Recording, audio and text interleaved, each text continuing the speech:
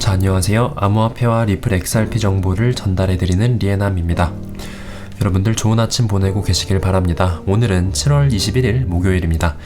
암호화폐 시장은 어제 계속 천천히 회복했다가 새벽에 살짝 하락하면서 현재 비트코인은 23,500불, 이더리움은 1,540불, XRP는 36.5센트 주변을 왔다 갔다 하고 있습니다. 며칠간 상승이 이어지긴 했지만 아직 차트를 넓게 보면 크게 와닿는 정도의 회복은 아닌 듯 합니다. 개인적으로 전 아직은 이 시장을 조심스럽게 보고 있습니다. 뉴스를 보면 역시 인플레이션과 공급난에 의한 스태그플레이션에 대한 공포가 끊이질 않고 있는데요.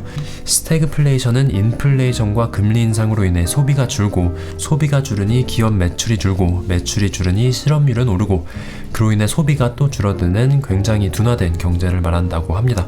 뱅크 오브 아메리카 소속 펀드 매니저들 가운데도 앞으로 글로벌 경제가 개선될 것이라 예상하는 사람들의 비중이 기록적으로 낮다고 합니다. 앞으로의 행보를 좌우하는 우리가 주목해야 할 가장 중요한 지표가 바로 픽 인플레이션, 인플레이션이 꼭대기를 찍었는가인데요. 만약 최근 낮아진 유가와 함께 나머지 소비자 물가도 기세가 꺾인다면 연준은 생각보다 더 빨리 금리 인상의 폭을 낮출 수 있겠지만, 반대로 일부 전문가들이 주장하는 대로 인플레이션이 이제 막 시작하는 단계라면 앞으로 1% 금리 인상 폭과 그에 따른 경기 둔화, 나아가 스태그플레이션은 피하기 힘들 것이라는 전망이 나오고 있습니다. 하지만 지금 시장에 진입한다면 단기적으론 변동성이 심하겠지만 1년이 지나고 나서 돌아보면 가장 좋은 진입 시기였을 것이라는 관점도 일부 전문가들은 내고 있습니다. 결국 여러 가지 의견이 있고 전문가들 사이에서도 한 가지로 전망이 좁혀지지는 않는 상황인데, 전 단순히 이럴 때일수록 현금도 모아두고 또 공부를 더 해서 원하는 포트폴리오를 다듬어 놓는 데에 집중하려고 하고 있습니다. 자, 그럼 본격적으로 암호화폐 관련 뉴스 시작해 보겠습니다. 오늘도 역시 리플과 SEC 사이에 언젠가는 다큐멘터리나 영화로 만들어질 게 확실한 이 소송에 관해서 이야기를 하지 않을 수가 없습니다. 어제 SEC는 존 디튼과 모든 XRP 홀더들의 법정 참여를 금지해달라, 다시 말해 토레스 판사한테 XRP 홀더들이 우리에게 협박을 가하고 있으니 안전상의 문제로 당신의 이전 판결을 번복해서 존 디튼과 6만 명이 넘는 XRP 홀더들을 침묵시켜달라라는 요청을 했다고 합니다. 물론 우리는 폭력을 휘둘러서는 안 되고 협박을 해도 안 됩니다.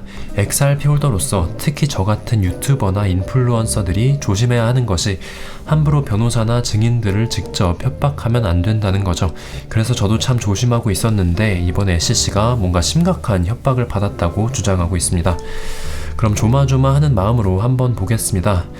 SEC 측 증인들이 우리 중 누구한테서 얼마나 폭력적인 협박을 받았길래 판사의 판결을 번복해달라고까지 요청하는 걸까 한번 보시죠. 이게 실제로 SEC 측 문서에 인용된 문자 중 하나입니다. 제 추측으로는 아마 SEC 측 증인 중 매츠 박사나 두디의 휴대전화인 것 같은데 확실하진 않습니다. 어떤 협박을 받았는지 한번 보시죠.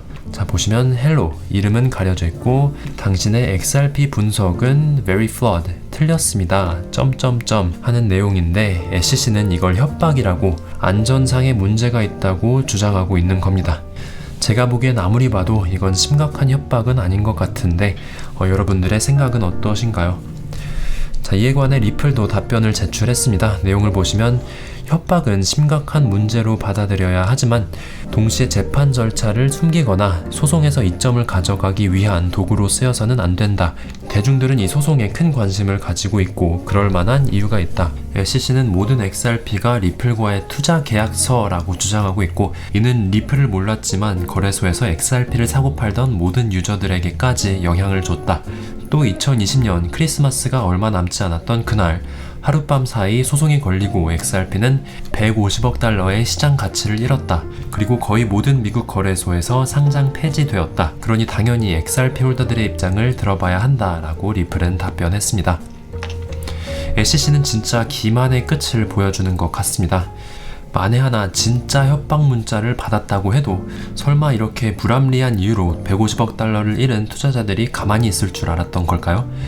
증인들의 안전 그리고 협박 어쩌고 하는데 솔직히 고작 이런 문자는 XRP 홀더들이 받은 피해와는 비교도 되지 않습니다. 몇백만 XRP 홀더들 중 소송으로 인해 실제 목숨을 끊은 사람이 없다고 SEC는 어떻게 확신할 수 있을까요? 실제 있다고 한들 상관은 하긴 하는 걸까요? 사람들은 원래 위험한 시장이다, 잃을 수 있을 만큼만 넣어라 하는데 저는 그거랑 이런 불합리한 이유로 정치 놀이를 위해, 어쩌면 본인들의 이득을 위해 권력가들이 임의적으로 선택한 자산 가격이 나락으로 보내지는 거랑 무슨 상관이 있는지 모르겠습니다. 소송을 건 다음날 XRP 가격이 나락을 갔던 건 XRP의 펀더멘털이나 XRP 투자자들이 합리적으로 고려했던 투자 리스크와는 거리가 멉니다. 권력 남용과 정치 놀이에 의한 일방적인 피해였다고 생각합니다. 이건 어떤 자산 시장에서든 잘못된 겁니다. 제 생각에 이 소송은 투자자들을 향한 공격이었고, 이제는 그 가해자가 피해자를 침묵시키려고 하고 있습니다. 이번 SEC의 협박 주장에 대해 제 의견을 이 글로 요약할 수 있을 것 같습니다. SEC는 자신들이 협박을 받고 있다고 하지만 사실 협박이 아니라 진실이 들춰지는 게 싫어서 엄살 부리는 거죠. 물론 저도 화가 나지만 여러분들, 절대로 폭력으로 이어져서는 안 됩니다. 침착하게 대응하고 논리와 팩트로만 말해야 소송에 도움이 되겠죠. 우리도 이 소송의 일원입니다. 존 디튼 변호사의 XRP 홀더 목록에 전 예전부터 제 이름을 서명했습니다. 그러니 침착하게 협박 없이 우리의 목소리를 계속해서 내야겠습니다. 프레드 리스폴리 변호사는 내 예상엔 토레스 판사가 존 디튼과 홀더들의 참여 허락 판결을 번복하진 않을 것이다.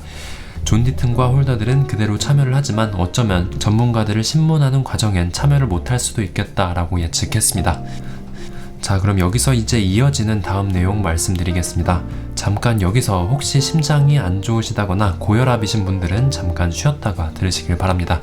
어제 청문회에서 셔먼 의원의 뜬금없는 XRP는 증권이다 라는 발언에 트위터 커뮤니티가 뜨거워졌었는데요. 셔먼 의원은 오늘 또 폭스 비즈니스 측 엘리엇 테렛 측에 뜬금없이 SEC는 리플을 상대로 쉽게 승소할 거다 라는 게리 겐슬러와 이 암호화폐 시장에서 SEC의 힘을 키워주기 위한 소통을 하고 있다라고 전했다고 합니다. 그리고 아니나 다를까 여기 게리 겐슬러의 스케줄 기록을 보시면 셔먼 의원이 떡하니 있죠. 셔먼 의원은 게리 겐슬러와 예전부터 미팅을 해왔고, 지금 생각해보니 어제 한 발언은 다름 아닌 이 소송에 영향을 주기 위한 발언이었다고 해도 이상하지 않은 것 같습니다. 근데 애초에 셔먼 의원이 이런 생각을 가지고 있다는 것 자체가 그는 자신이 법보다 넷번 판사나 토레스 판사보다 우위에 있다고 생각한다는 건데, 이런 사람이 미국 국회의원이라는 건 할 말이 없습니다.